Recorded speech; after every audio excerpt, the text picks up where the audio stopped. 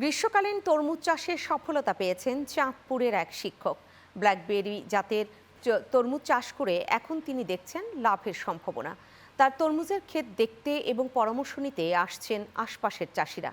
চাঁদপুর থেকে রিয়াজ শাওনের তথ্যচিত্রে desk report. চাঁদপুরের ফরিদগঞ্জ উপজেলার সুবিদপুর এলাকায় সবুজ পাতার ফাঁকে ফাঁকে উকি দিচ্ছে কালো রঙের ছোট বড় তরমুজ। স্থানীয় একটি উচ্চ বিদ্যালয়ের শিক্ষক মিজানুর রহমান উপজেলা কৃষি অফিসের সহযোগিতায় 20 শতাংশ জমিতে শুরু করেন গ্রীষ্মকালীন ব্ল্যাক বেবি জাতের তরমুজ চাষ। বর্তমানে মিজানুর রহমানের ক্ষেতে রয়েছে 1000-এর বেশি তরমুজ গাছ। চলতি মৌসুমে ক্ষেত থেকে বিক্রি করতে পারবেন প্রায় 1500 তরমুজ। সরকারি সহযোগিতায় আমি এই ব্ল্যাক বেবি জাতের ইউনাইটেড সিড কোম্পানির তরমুজের বীজ পাই উপজেলা থেকে ফরিদগঞ্জ চাঁদপুর।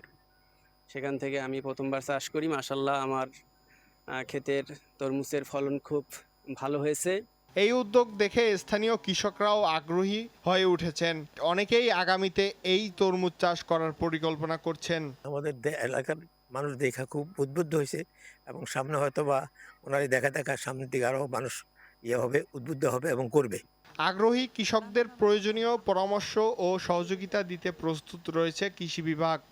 কোন জাত কোন সময় লাগাবেন, ফলন কেমন, বাজার দর কোথায় পাবেন, তারপরে বিক্রি করলে আপনি লাভ কেমন পাবেন, এভাবে আমরা কৃষকদেরকে পরামর্শ দিয়ে দিচ্ছি।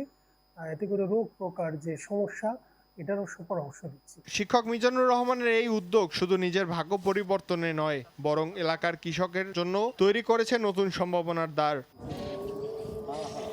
শাহরিয়ার আরাফাত সোহান, চ্যানেল 9 নিউজ ডেস্ক।